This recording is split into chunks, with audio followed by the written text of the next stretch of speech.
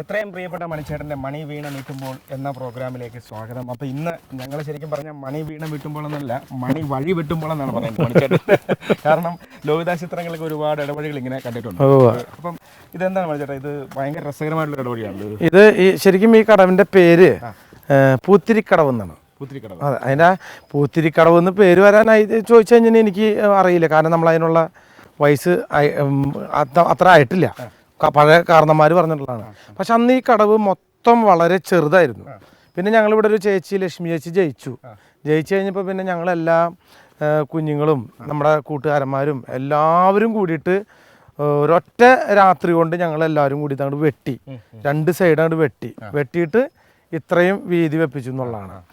അപ്പം അതുകൊണ്ടാണ് പ്രചോദ പറഞ്ഞത് മണി വഴി വെട്ടുമ്പോൾ എന്ന് പറഞ്ഞത്. പക്ഷെ എന്ത് നല്ല രസം കേട്ടോ അവിടെ. അതുകൊണ്ടാണ് പറഞ്ഞ ഒരു വളവും തിരിവൊക്കെ പണ്ട് ഗുണ സിനിമയിലേക്കാണ് മറ്റേ. അത് തന്നെ ഭയങ്കര തണുപ്പും കാര്യങ്ങളൊക്കെയാണ്. ഭയങ്കര രസമായിട്ടുള്ള സ്ഥലമാണ്. മണിച്ചേട്ടാ, ഇനിയിപ്പോൾ ഇന്ന് നമുക്ക് പ്രേക്ഷകർക്ക് അറിയേണ്ടത് വേറൊന്നുമല്ല. സാധാരണ ഈ സ്പോർട്സുകൾ, ക്രിക്കറ്റ്, ഫുട്ബോളൊക്കെ ഉണ്ട്. ഇപ്പോൾ ചില സെറ്റിലൊക്കെ നമ്മൾ ചെല്ലുമ്പോൾ ഭയങ്കരമായ സംസാരങ്ങൾ നടക്കുന്നില്ലേ? കാര്യം അതിനെക്കുറിച്ച് ഭയങ്കര ഒന്നും അറിയില്ല. പക്ഷെ ഭയങ്കര ഡയലോഗുകൾ. മറ്റേ 6 അടിച്ച് മറ്റേ ഒരു കാര്യമാണോ ക്രിക്കറ്റിനെ കുറിച്ച്? അതെല്ലാ ആളുകളും അതായിട്ടാ. നമ്മൾ പുറത്ത് നിൽക്കുന്ന ആൾക്കാർ 9 ഗോളൊക്കെ അടിക്കും പന്ത് കളിയാണ്. അടിച്ച് ഗോളടിച്ച് അമ്പലത്തിൽ കയറ്റുന്നതാണ്. അവന് ആ ലെഫ്റ്റ് എടുത്ത് റൈറ്റ് കയറ്റി തന്നെ അത് ഗോളായി പോയേനെ. അതേമാതിരി 6 മറ്റേ ബാറ്റിംഗ് നടക്കുമ്പോൾ ആൾക്കാർ എന്ത് സച്ചിൻ, ഇതെന്ത് പറ്റിയത്, ഇതെന്ത് പിന്നെ ഇങ്ങനെ ചെയ്യണേ, ഭയങ്കര അഭിപ്രായങ്ങളായിരിക്കും പുറത്തുള്ള ആളുകളുടെയൊക്കെ. എനിക്ക് ക്രിക്കറ്റ് കളിയോട് വലിയ താല്പര്യമില്ല. പക്ഷെ ഞാൻ ഇന്ത്യ ആയിട്ടുള്ള മാച്ച്, അതും നല്ല ഉഷാറുള്ള മാച്ചുകളൊക്കെ ഞാൻ കാണാറുള്ളൂ. അത് ഇന്ത്യയും പാകിസ്ഥാനൊക്കെ ആയിട്ടുള്ള മാച്ചൊക്കെ വരുമ്പോൾ ഞാൻ കാണാറുണ്ട്. കാരണം അത് ഒരു ഇതല്ലേ. പിന്നെ അതുകൂടാതെ തന്നെ ഫുട്ബോൾ പിന്നെ ഞാൻ പണ്ട് കളിച്ചിട്ടുണ്ട്. ഞാനാണ് ചോദിച്ചു വരുന്നത്. കാര്യം ഫുട്ബോൾ നമ്മൾ പൂക്കൽ മഞ്ഞയിൽ കളിച്ചിട്ടുണ്ട്. അതിനകത്ത് നല്ലൊരു ഗോൾ അടിക്കുന്ന രംഗുണ്ട്. വെച്ചിട്ട് ഒറ്റടി അടിച്ച് കറക്റ്റ് റൗണ്ട് ചെയ്ത് വന്നിട്ട് അത് പോസ്റ്റിൽ അടിച്ചു. അത് സിബി സാർ വരെ കിടുങ്ങി പോയി അത് കണ്ടിട്ട്. പിന്നെ നമുക്ക് ഒരുവിധ കൂട്ടുകാരന്മാരൊക്കെ പന്ത് കളിക്കുന്ന ആൾക്കാരും കാര്യങ്ങളൊക്കെയാണ്. ക്രിക്കറ്റ് കളി പന്ത് കളി പിന്നെ അത് തന്നെ കിസാനിൽ തന്നെ ഞാൻ പന്ത് കളി കളിക്കുന്ന ആളായിട്ട് ചെയ്തേക്കാം. ഇവിടെ നാട്ടില് നമ്മൾ സ്കൂളിൽ പഠിക്കുമ്പോൾ ഞാൻ പന്ത് കളിക്കാൻ പോയിട്ടുണ്ട്. പിന്നെന്ന് വെച്ചിട്ടുണ്ടെങ്കിൽ ഞാൻ പറഞ്ഞില്ലേ, ഒരു കാലം കഴിഞ്ഞപ്പോൾ നമ്മുടെ കയ്യിൽ നിന്ന് ഇതൊക്കെ അങ്ങോട്ട് വിട്ടെറിഞ്ഞ് പോയെന്നുള്ളതാണ്. പണ്ടൊക്കെ എൻ്റെ വയറ് 6 പാക്കായിരുന്നു. പക്ഷെ ഇന്നിപ്പോൾ എല്ലാം കൂട്ടിയിട്ട് അത് 1 പാക്കായി. ഒറ്റ 1 പാക്കായി മാറി എന്നുള്ള. കാരണം എപ്പോഴും നമ്മൾ എപ്പോഴും നേരം ഗ്രൗണ്ടിൽ ഇറങ്ങി കളിക്കലും ഓട്ടവും ചാട്ടം ഇതൊക്കെ ആകുമ്പോൾ നമുക്ക് ഭയങ്കര സുഖമായിരുന്നു. അന്ന് ഹൈ ജമ്പൊക്കെ ചാടാൻ ഭയങ്കര രസമായിരുന്നു. ഹൈ ജമ്പ് ചാട്ടം, ജാവലിൻ ത്രോ, അന്നൊക്കെ ഞാനിപ്പോഴും ഓർക്കണ്ടിട്ടാ. ഈ ജാവലിൻ ത്രോയും ഡിസ്കസ് ത്രോയും കൊണ്ടിട്ട് ഞാൻ സ്കൂള് വിടുമ്പോൾ ആ ജാവലിൻ ത്രോയും ഡിസ്കസ് ത്രോയും കൊണ്ട് ഞാൻ എൻ്റെ വീട്ടിലേക്ക് വരും. അപ്പോൾ വീട്ടിൽ വരുമ്പോൾ ഇതിങ്ങനെ കൊണ്ടുവരുമ്പോൾ, ഈ ഡിസ്കസ് ത്രോ കൊണ്ടുവരുമ്പോൾ കുറെ ആൾക്കാർ രാമൻ്റെ മോൻ ഭയങ്കര സ്പോർട്സിൻ്റെ ആളാ, ഈ സാധനമൊക്കെ ആദ്യമായിട്ട് കാണണം. ജാവലിൻ ത്രോ ഒക്കെ എന്തോ കുന്തൊക്കെ ആയിട്ട് പോകുന്നുണ്ട് തന്നെ. ജാവലിൻ ത്രോ എന്താ നമ്മൾ തുടങ്ങിയിട്ടുള്ള പരിപാടി. പക്ഷെ അന്നൊക്കെ ആ കാലഘട്ടങ്ങളിലൊക്കെ ഭയങ്കര സ്പോർട്സ് പരമായിട്ട് ഭയങ്കര ഇതായിരുന്നു. പിന്നെ സ്റ്റേറ്റ് മീറ്റൊക്കെ പങ്കെടുത്തിട്ടുണ്ട്. അങ്ങനെ കുറേ പോയിട്ടുണ്ടെന്നുള്ളതാണ്. അതിൽ ഞാൻ പ്രൈസ് കിട്ടിയതൊക്കെ വളരെ ചുരുക്കം സാധനങ്ങൾ. റിലേ പ്രൈസ് കിട്ടിയിട്ടുണ്ട്. ഹഡിൽസ്, ഡിസ്കസ് ത്രോ, അതിനൊക്കെ പ്രൈസ് കിട്ടിയിട്ടുണ്ട്. പിന്നെ സിനിമയിലേക്ക് നമുക്ക് ഒരുപാട് ഗുണം ചെയ്തിട്ടുണ്ട്. ഈ സ്പോർട്സ് ആയാലും ആർട്സ് ആയാലും അതൊക്കെ നമുക്ക് അഭിനയത്തിന്റെ അളവിനും സംഗീതം, പാട്ട് പാടുന്നതിന്റെ പ്രത്യേകിച്ച് സ്പോർട്സ് സംഭവങ്ങൾക്കെല്ലാം വേണ്ടി. അതുപോലെ ബെൻ ജോൺസൺ ഒക്കെ ചെയ്യുമ്പോൾ തന്നെ ഭയങ്കര സ്പിരിറ്റോട് പടം കാണുമ്പോൾ തന്നെ നമുക്ക് അറിയാൻ പറ്റും. അതെ, അതിനകത്തൊക്കെ നല്ല നമുക്ക് എന്താ പറയാ, ആവേശപരമായിട്ട് തന്നെ അതിനകത്ത് ചെയ്തിരിക്കുന്നത്. ഈ സാധാരണ നാട്ടിലുള്ള കുടിയനോട് ചോദിച്ചു പറഞ്ഞത് ഏറ്റവും നല്ല സ്പീഡുള്ള ബാറ്റ്സ്മാൻ ആരെയാണ് ഇഷ്ടം? അതുപോലെ സച്ചിനാണ്. എന്താ അങ്ങോട്ട് പോകുന്നത് കാണാം, ഇങ്ങോട്ട് വരുന്നത് കാണാം. അതാരോ ചോദിച്ചു മലയാള സിനിമയുടെ പ്രത്യേകതകൾ, സ്പീഡുള്ള സിനിമയുടെ പേരെന്താന്ന് വെച്ചു. സ്പീഡുള്ള സിനിമ ഷാജി കൈലാസിന്റെ പടം. കാരണം ഫുട്ബോൾ കളിയും മലയാള സിനിമയും തമ്മിലുള്ള ഡിഫറൻറ്റ് ആണ്. അപ്പോൾ ഫുട്ബോൾ കളിയും ക്രിക്കറ്റ് കളിയും തമ്മിലുള്ള വ്യത്യാസം എന്താണെന്ന് വെച്ചു. ഫുട്ബോൾ കളി ഷാജി കൈലാസ് സാറിന്റെ പടം. കാരണം വയ്ക്കുക, അടിക്കുക, ഗോളാക്കുക. മറ്റേ ക്രിക്കറ്റ് ആണെന്നുണ്ടെങ്കിൽ മറ്റേ അവാർഡ് ടൈപ്പ് പടം. കാരണം എടുത്ത് തുപ്പി തേച്ച് ബാക്കിൽ ഉരച്ച് ആലോചിച്ച് ഇങ്ങോട്ട് മാറിക്ക് അവിടേക്ക് മാറിക്ക്, അവിടെ നിന്ന് ലൈറ്റ് അടിക്കണ്ടല്ലോ, ആ കവർ അവിടെ വെച്ച് കട്ട് ചെയ്ത് നിൽക്കാൻ പറ്റില്ല, മുകളിലേക്ക് നോക്കി അത് ചെയ്ത്, പിന്നെ അവൻ്റെ സൗകര്യം നോക്കി കണ്ണാട് ഊരി കൊടുത്ത് അത് ചെയ്ത് ഒരു വീക്ക് 1-1.5 ദിവസം കഴിഞ്ഞിട്ട് വേണം ഈ ബോൾ അവിടെ ചെല്ലാൻ. അതാണ് ക്രിക്കറ്റ് കളിയും മറ്റേ സ്ലോ സിനിമയും മറ്റേ ഫുട്ബോളും ഫാസ്റ്റ് സിനിമയുള്ള വ്യത്യാസം. അത് കാണുമ്പോൾ തന്നെ അറിയാം ക്രിക്കറ്റ് കളി ഒരു ദിവസം പാഴാക്കുന്നത്. തീർച്ചയായിട്ടും ഫുട്ബോൾ ഒരു 2 മണിക്കൂർ അല്ലെങ്കിൽ 1.5 മണിക്കൂർ സംഭവം. അത് തന്നെയാണ്. പിന്നെ മണിച്ചേട്ടാ, ഈ ഒരുപാട് പേര് സിനിമയിൽ നമ്മൾ കുറേ നാളുകൾക്ക് ശേഷം കഴിയുമ്പോഴാണ് ഈ ആത്മകഥ എന്ന് പറഞ്ഞ സംഭവം ഒരു ഏർപ്പാട് ഒരുപാട് കഥകളൊക്കെ വിളിച്ച് പറയുന്നത്. അങ്ങനെ എന്തെങ്കിലും ഒരു ആത്മകഥ എഴുതാൻ പറ്റുമോ? ഞാനൊരു ആത്മകഥ എഴുതി. അതായത് വെള്ളി നക്ഷത്രം മാസികയിലാണ് സുരേഷ് പുറവന്തൂർ എന്ന് പറഞ്ഞ ചേട്ടനാണ് അത് എഴുതിയ പാവം. അങ്ങനെ എഴുതിയിട്ട് ഞാൻ എൻ്റെ അയൽവക്കത്ത് ഒരാളുടെ പേര്, നമ്മൾക്ക് എല്ലാവർക്കും കളിപ്പേരുണ്ടാവില്ലേ, അങ്ങനെ ഒരു കളിപ്പേര് കൂട്ടി പറഞ്ഞതിന് ആ പുള്ളി വേറൊരാളുടെ വാക്ക് കേട്ടിട്ട് എന്നെ എൻ്റെ വീടിൻ്റെ പരിസരത്ത് ഏറ്റവും ഇഷ്ടമുള്ള ഒരാളുണ്ട്, ഭയങ്കര ഇഷ്ടമാണ്, മനസ്സിലായില്ലോ. ആ ഇഷ്ടമുള്ള ആള് ഈ പാവങ്ങളെ പോയി പറഞ്ഞ് പിരിപിടിപ്പിച്ച് കോടതി കൊണ്ട് കേസ് കൊടുത്തു. കോടതി കേസ് കൊടുത്ത് ഞാനൊരു ആത്മകഥ എഴുതിയിട്ട് എൻ്റെ പൊന്ന് പ്രചോദയ 7 വർഷം കോടതി ഞാൻ കയറി ഇറങ്ങി. അതോടുകൂടി നോ ആത്മകഥാസ് ആണ്. സിനിമ ഷൂട്ടിങ് ഇപ്പൊ 3-4 പടം നടന്നുകൊണ്ടിരിക്കുകയാണ് ഇപ്പൊ. ചേട്ടാ, ഈ സിനിമയിൽ നായികമാരെ കിട്ടാൻ അങ്ങനെ ക്ഷാമങ്ങളോ എന്തെങ്കിലും പ്രത്യേകിച്ച്, അതായത് പ്രത്യേകിച്ച് നായികമാരെ കിട്ടാനായിട്ട്, അതായത് അഭിനയിക്കാനായിട്ട് ഇവർക്ക് എന്തെങ്കിലും എന്താ പറയുക, പ്രത്യേകിച്ച് ഇന്നയാളുടെ കൂടെ അഭിനയിക്കുകയുള്ളൂ അങ്ങനെയൊക്കെ എന്തെങ്കിലും ഉള്ള? അങ്ങനെയൊന്നും മലയാള സിനിമയിലൊന്നും ഇല്ല. അവര് ചോദിക്കണ പ്രതിഫലം കൊടുത്തു കഴിഞ്ഞിട്ടുണ്ടെങ്കിൽ അവർക്ക് അഭിനയിക്കണോണ്ടെന്താ കുഴപ്പം? അവരുടെ തൊഴിലല്ലേ. അങ്ങനെ എന്താ ഇത് വെറുതെ ചുമ്മാ ഒരു കരക്കമ്പിയും അത് ഇതൊക്കെ അടിച്ചിറക്കണമെന്ന് അങ്ങനത്തെ ഒരു ഇതൊന്നും മലയാള സിനിമയിലൊന്നും ഇല്ല. അതിൽ ഞാൻ ചോദിച്ചത്, പ്രത്യേകിച്ച് മണിച്ചേട്ടന് ഒരുപാട് സിനിമയിൽ ഇങ്ങനെ അഭിനയിച്ചിട്ടുണ്ട്. അതിലൊക്കെ ചില സിനിമയിലൊക്കെ ഈ പൂവാലിനായിട്ട് അല്ലെ പുറകെ നടന്ന സംഭവങ്ങളുണ്ട്. അതിനൊരു സംഭവം ഉണ്ട്. അത് പണ്ടൊരു ഇതുണ്ടായിരുന്നു. അത് മാസികയിലൊക്കെ എഴുതി ഭയങ്കര ഇതായിട്ട് ഒന്നാണ്, എൻ്റെ കൂടെ ചില നടികൾ അഭിനയിക്കില്ല, അങ്ങനെയാണ് ഇങ്ങനെയാണെന്നൊക്കെ പറഞ്ഞാൽ ചുമ്മായിട്ട് അതൊരു തമാശപരമായിട്ട് പറഞ്ഞ കാര്യമാണ്. അതായത് കല്യാണ സൗന്ദര്യം എന്ന് പറഞ്ഞ സിനിമ, അതിനകത്ത് ദിലീപാണ് നായകൻ, ജഗദീഷ് ചേട്ടൻ്റെ എല്ലാവരും ഉണ്ട്, ഞാനും ഉണ്ട്. അപ്പൊ ഞാൻ ഈ ദുബായിൽ നിന്ന് വരുന്ന ഒരു ക്യാരക്ടറാണ്. ഹായ് ദീദി മാ എന്നൊക്കെ പറഞ്ഞിട്ട് ഒരു സൈഡിലെ പാൻറ് വേറെയും ഒരു സൈഡിലെ കളർ വേറെ ആയിട്ട് വരണാണ്, കമ്മലൊക്കെ ഇട്ടിട്ട്. അപ്പൊ അവിടെ വരുമ്പോ ഈ ദിവ്യൂണിയുടെ ആയത്തപ്പട അങ്ങനെ വിനയ സാറിന്റെ അടുത്ത് പോയിട്ട് ദിവ്യൂണി ചോദിച്ചു, സാറേ എൻ്റെ മുറച്ചെറുക്കനായിട്ട് അഭിനയിക്കുന്ന ആർട്ടിസ്റ്റ് ആരാ എന്ന് പറഞ്ഞു. അപ്പൊ പറഞ്ഞത് കലാഭവൻ മണിയാ. അയ്യേ എനിക്കൊന്നും വേണ്ട, അയ്യോ ഇത്രയും കറുപ്പുള്ള ആളൊന്നും എനിക്ക് വേണ്ട, അയ്യേ എന്തത്, എനിക്ക് എൻ്റെ മുറച്ചെറുക്കൻ നല്ല വെളുത്ത് നല്ല സുന്ദരനായിരിക്കണം. അപ്പൊ വിനയൻ സാറിന് പറഞ്ഞു, കുട്ടി ഇത് സിനിമയല്ലേ, സിനിമയിൽ മുറച്ചെറുക്കെന്ന് പറഞ്ഞ കഥാപാത്രമായിട്ട് അങ്ങനെ വരുന്നല്ലേ, അല്ല അങ്ങനെയൊന്നും പറ്റില്ല, എനിക്ക് വെളുത്ത ചെക്കനെ വേണം മുറച്ചെറുക്കനായിട്ട്. ദിവ്യുണ്ണി അത് പറഞ്ഞില്ല അയച്ചുള്ളൂ പ്രചോദനം. എൻ്റെ കോലം കാണണം, ഈ മോന്ത കണ്ട ആരാ പറയാത്തത്, എനിക്ക് ഇയാളുടെ കൂടെ അഭിനയിക്കണ്ടെന്ന് എന്നെ പറയുള്ളൂ. നമുക്ക് ആ കല്യാണ സൗന്ദര്യത്തിൽ എൻ്റെ കോലം കണ്ടേ കോലം. അപ്പൊ ഈ കോലം കാണുമ്പോൾ നമുക്കും പെണ്ണുങ്ങളും കുറിച്ച് പറയാമല്ലോ. നമ്മളും കല്യാണം കഴിക്കുമ്പോൾ സുന്ദരികളായ പെണ്ണുങ്ങൾ കെട്ടണം. പണ്ട് ആരാ പറഞ്ഞിട്ടുണ്ട്, പണ്ടും പറഞ്ഞു ഞാൻ കുഞ്ഞാഞ്ഞോട് ചന്തുള്ള പെണ്ണീനെ കെട്ടണ്ടാന്ന്, ചന്തുള്ള പെണ്ണീനെ കെട്ടിയ മൂലം ആയസും പോയി എൻ്റെ അഴകും പോയി, നോക്കിയാലും കുറ്റം പറഞ്ഞാലും കുറ്റം നാവിട്ടടിക്കണ കുഞ്ഞാത്തൂൻ, കൂടെ നടന്ന പണിക്കാര് ചൊല്ലണ് ഇങ്ങനെ നാവുള്ള പെണ്ണുങ്ങളോ. പണ്ടും പറഞ്ഞു ഞാൻ കുഞ്ഞാഞ്ഞോട് ചന്തുള്ള പെണ്ണീനെ കെട്ടണ്ടാന്ന്. ചന്തുള്ള നമ്മളെക്കാൾ സൗന്ദര്യമുള്ള പെണ്ണ് കെട്ടി കഴിഞ്ഞാൽ അവന് ജീവിതം മൊത്തം സംശയിക്കും. അതുകൊണ്ടല്ല ചില പെണ്ണുങ്ങൾ നമ്മുടെ അയൽവക്കത്തുള്ള ആൾക്കാരുടെ പൊങ്ങച്ചം കണ്ട് നടക്കുന്ന ആൾക്കാരുണ്ടാവും. അപ്പൊ ഭർത്താവൊക്കെ പറയാറുണ്ട്, അണ്ണാൻ ചാടണ ചേല് കണ്ട് പിന്നെ മന്നൻ ചാടിയല്ല കുഞ്ഞാഞ്ഞ്, അണ്ണാൻ ചാടണ ചേല് കണ്ട് പിന്നെ മന്നൻ ചാടിയല്ല കുഞ്ഞാഞ്ഞ്, ആണിനൊതുങ്ങണ പെണ്ണല്ലെങ്കിൽ പിന്നെ ജമ്മന്തുലഞ്ഞില്ല കുഞ്ഞാഞ്ഞ്, ആണിനൊതുങ്ങണ പെണ്ണല്ലെങ്കിൽ പിന്നെ ജമ്മന്തുലഞ്ഞില്ല കുഞ്ഞാഞ്ഞ്. എന്താ പറഞ്ഞേ, പണ്ടും പറഞ്ഞു ഞാൻ കുഞ്ഞാഞ്ഞോട് ചന്തുള്ള പെണ്ണീനെ കെട്ടണ്ടാന്ന്.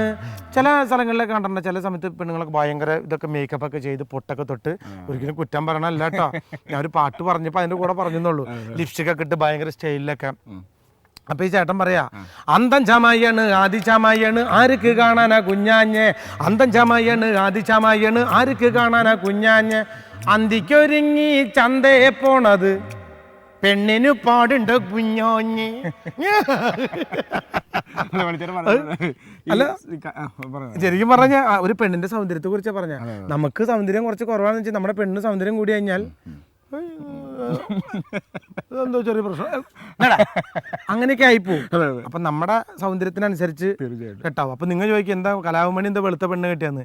എനിക്ക് ഉണ്ടാവണ കുട്ടി പവർ കെട്ടിൽ ജനിച്ചത് ആവണ്ടല്ലോ എന്ന് വിചാരിച്ചിട്ട് കല്യാണം കഴിച്ചത്. അങ്ങനെ സാധാരണ പറഞ്ഞപ്പോഴേ കല്യാണമൊക്കെ കഴിഞ്ഞിട്ട് 2 ദിവസമേ ഉള്ളൂ. അപ്പൊ ഇവര് ബസ്സിൽ ഭാര്യയും ഭർത്താവും സഞ്ചരിക്കുന്നത് തോളലൊക്കെ കയറ്റിട്ട് ആരെയും നോക്കാത്ത രീതിയിൽ അതൊക്കെ ഭയങ്കര ഇതായിട്ടാണ് സഞ്ചരിക്കുന്നത് അല്ലേ? കണ്ടിട്ടുണ്ട്. അതിന് ഉദാഹരണം ഉണ്ട്. ഒരാൾ ബസ്സിൽ ഇങ്ങനെ യാത്ര ചെയ്യണ്ട, ബസ് ഇങ്ങനെ പോയി, പെണ്ണുണ്ട്, അത് ഇയാള് അടിച്ചിറങ്ങി, അളറങ്ങണ്ട് ടിങ് അടിച്ചു, ഇയാളിറങ്ങിയിട്ട് ഇയാളുടെ പെണ്ണിനെ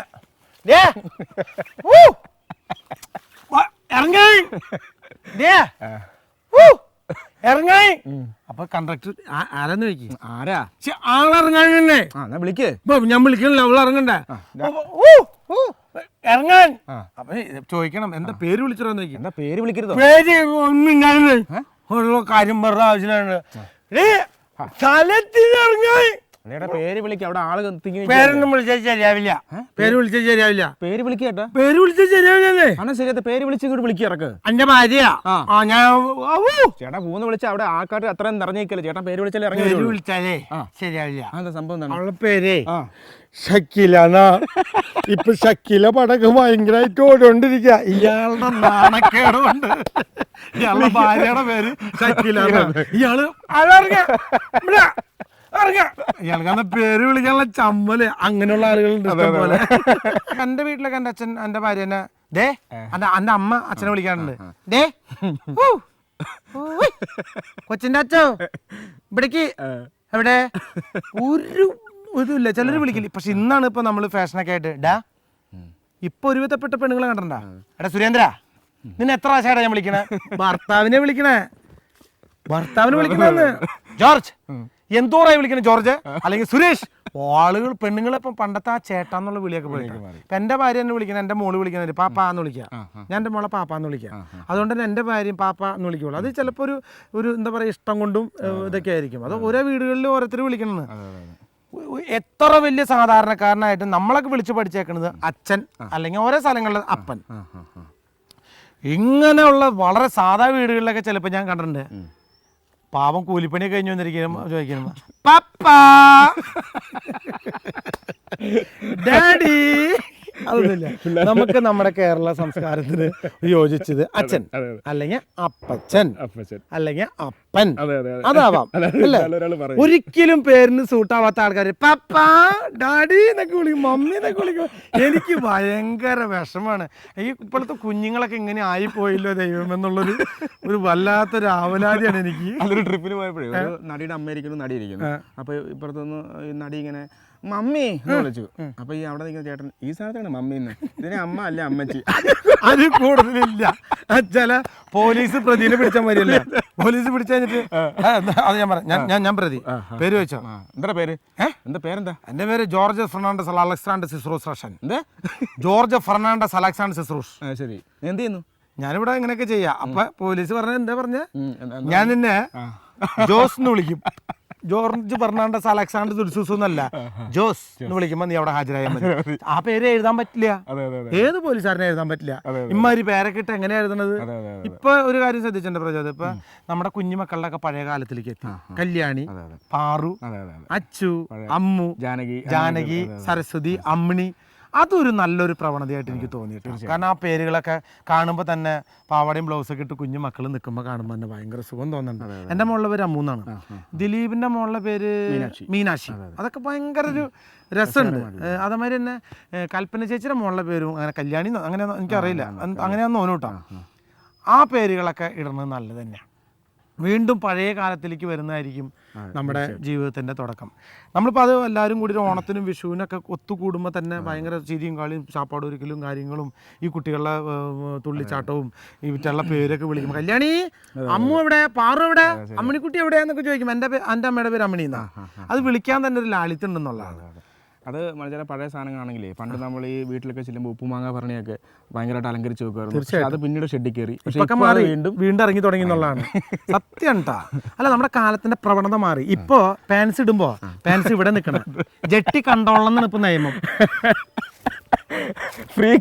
ഫ്രീക്കാന്ന് പറഞ്ഞിട്ട് പാൻസ് ഇവിടെ എന്നിട്ട് ഓരോ പേരും ജട്ടിയുടെ പേരൊക്കെ എഴുതി കാണിച്ചിട്ട് ഫ്രീക്ക് എന്നും പറഞ്ഞ നടക്കുക. എന്തൊക്കെയാ ലോകത്ത് കണ്ടുമുട്ടണേന്ന് കാണണേന്ന് ഒന്നും മനസ്സിലാവണല്ലേ എങ്ങാതി.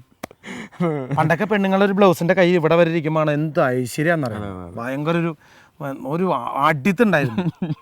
ഇന്ന് കൈയും ഇല്ല കാലും ഇല്ല എന്ന് പറഞ്ഞൊരു അവസ്ഥയിലാണ്. അത് അങ്ങനത്തെ ഒരു ഫാഷൻ, ഫ്രീക്ക് ലോകം. പക്ഷെ ഈ ഫ്രീക്ക് ലോകം പോയി ഒരുമാതിരി ഒരു ഭ്രാന്ത് ലോകം ഔട്ടത്. സത്യമാണത് അല്ലേ? പല കാലങ്ങൾ മാറുന്നുള്ള. പെൺകുട്ടികളായ ഞാൻ മുടി വേണം. എൻ്റെ മോള് എന്നും പരാതിയാ, അച്ഛൻ മുടി വെക്കാൻ പറ്റില്ല അച്ഛാ, സ്കൂളിൽ മുടി വളർത്താൻ സമ്മതിക്കണില്ല അച്ഛാ. എന്നിട്ട് ഇപ്പൊ സ്കൂൾ പൂട്ട് വന്നിട്ട് എൻ്റെ മോള് കുളി കഴിഞ്ഞിട്ട് ഈ മുടി ചീർപ്പോണ്ട് ഇരുട്ട് ഇങ്ങനെ പിടിച്ചിട്ട് അവൾക്ക് ആ മുടിയുടെ നീളം കാണുമ്പോൾ അവൾക്ക് തന്നെ ഒരു സന്തോഷമാണത്. കാരണം കുട്ടികൾക്കാകുമ്പോൾ മുടിയൊക്കെ വേണം, ഈ 2 വശത്തേക്ക് പിന്നിട്ട് ആ കാണാൻ തന്നെ ഒരു രസമല്ലേ. അതൊക്കെ കാലങ്ങൾ മാറിപ്പോയി തുടങ്ങി. പെണ്ണുങ്ങളൊക്കെ ആണെങ്കിൽ പോലും ഈ മുടിയിലൊക്കെ കളർ കയറ്റി തുടങ്ങി. എല്ലാം മാറി. പണ്ട് നിര വരുമ്പോഴാണ് കളർ കയറ്റുന്നത്. ഇപ്പൊ കൊച്ചുകുട്ടികൾ 10-12 വയസ്സ് മുതലേക്ക് നിര കയറി തുടങ്ങി എന്നുള്ളതാണ്. മൊത്തം മാറി. പല പല കളറല്ലേ. വെയിലത്തേക്ക് ഇറങ്ങിയ 7 നിറാണ് ഒരാളുടെ തലയുടെ കളറ്. മിന്നും മറഞ്ഞും തിങ്ങും ഇതഞ്ഞും അങ്ങനെയൊക്കെ. അതൊക്കെ ഓരെന്താ പറയുക, കാലം മാറുന്നതനുസരിച്ച് കോലം മാറുക എന്നല്ലാണ്ട് ഇതൊരു കുറ്റമായിട്ട് ആരും കൂട്ടണ്ട. അതെ, കാര്യം വേറൊന്നുമല്ല, അപ്പാച്ച സ്റ്റൈൽ വേണ്ട, നമുക്ക് അപ്പാച്ച സ്റ്റൈൽ അപ്പച്ചി വേണ്ട, നമുക്ക് അപ്പച്ചി സ്റ്റൈൽ മതി. ഇപ്പോഴത്തെ സ്റ്റൈൽ മതി, ഏറ്റവും നല്ലത് അല്ലേ. ഇപ്പൊ നമുക്ക് വേഷം എന്ന് പറഞ്ഞൊരു കേരളത്തിന്റെ തനിമ ഇപ്പോഴും ആ തനിമ തന്നെയാണ്. അതിപ്പോ നമ്മളിപ്പോ ഒരുമിച്ച് ഇപ്പൊ ഈ അമേരിക്ക പോയപ്പോ നമ്മൾ അനുഭവിച്ചല്ലോ. അവർ ആ സെറ്റും മുണ്ടും കസവും സാരിയൊക്കെ കൊടുത്ത് വരുന്ന കാണുമ്പോൾ, അതും അമേരിക്കയിലെ കാണുന്നത് എന്ത് രസമാണെന്നാണ്. ഇപ്പൊ ഗൾഫ് രാജ്യങ്ങളിൽ പോകുമ്പോൾ ഓണത്തിനൊക്കെ ചെല്ലുമ്പോൾ അവിടുത്തെ ചേച്ചിമാരെല്ലാവരും വരുന്ന കാണും. മക്കളൊക്കെ പാവാടയും പട്ടും ഇതൊക്കെ എടുത്ത് വരുമ്പോൾ തന്നെ ഒരു ഇതാണ്. അപ്പൊ നമ്മുടെ വേഷം എന്നും തീർച്ചയായിട്ടും കേരളത്തിന്റെ വേഷം എന്നും നല്ല തന്നെയായിരിക്കും. പഴയ നല്ല സെറ്റും മുണ്ടും. അതുപോലെ കേരളത്തിലെ മങ്കമാർന്ന് കേട്ടാൽ അതൊരു ഐശ്വര്യമുള്ള പെണ്ണുങ്ങളാണെന്നുള്ളതാണ്. ആ മുല്ലപ്പൂവൊക്കെ ചൂടി വരുന്ന കണ്ടാൽ തന്നെ ഒരു ഐശ്വര്യം തന്നെ, ഒരു ദേവത വരുന്ന പോലെ തന്നെ ഉണ്ടായിരിക്കും. തീർച്ചയായിട്ടും നമ്മുടെ നാട്ടിലെ എല്ലാ അമ്മമാരും പെങ്ങന്മാരും എല്ലാവരും നമ്മുടെ മക്കൾക്ക് പട്ടുപാവാടയും സെറ്റുമുണ്ടും സാരിയും അതേ പഴയ വേഷങ്ങളിലേക്കൊക്കെ വരണം. അവരുടെ പേരുകളൊക്കെ അമ്മു, പാറു, മീനാക്ഷി, കല്യാണിക്കുട്ടി, അമ്മിണി, അങ്ങനെ എല്ലാ പേരുകളും ഇട്ട് വരണം. അപ്പം ഇന്ന് നമ്മൾ കുറേ വിശേഷങ്ങൾ സംസാരിച്ചു. തീർച്ചയായിട്ടും. അപ്പം ഇന്നത്തെ ഫ്രീക്ക് ലോകങ്ങളെ കുറിച്ച് ഫ്രീക്ക് ലോകങ്ങളെ കുറിച്ച് നമ്മൾ അത്രയ്ക്കാണ് ഫ്രീക്ക് വല്ലാണ്ട് ഫ്രീക്കായി കഴിഞ്ഞാൽ ആകെ കയ്യിൽ നിന്ന് പോകാൻ എല്ലാം കൂടിയിട്ട് ഫ്രീക്ക് ലോകം പ്രാതലോകമായി. അതെ. അപ്പോൾ നമുക്ക് തീർച്ചയായിട്ടും വീണ്ടും ഈ പരിപാടി ഇന്നിവിടെ സമാപിക്കുന്നു. അടുത്ത ദിവസം നമുക്ക് വീണ്ടും കാണാം. നിങ്ങൾക്കെല്ലാവർക്കും മണി വീണ മീട്ടുമ്പോൾ പരിപാടിയിലേക്ക് വീണ്ടും ഞങ്ങൾ അടുത്ത പ്രാവശ്യം ഹാർദമായി സ്വാഗതം ചെയ്യുന്നു. എല്ലാ കൈരളി പ്രേക്ഷകർക്കും ഞങ്ങളുടെ ഗുഡ് നൈറ്റ്.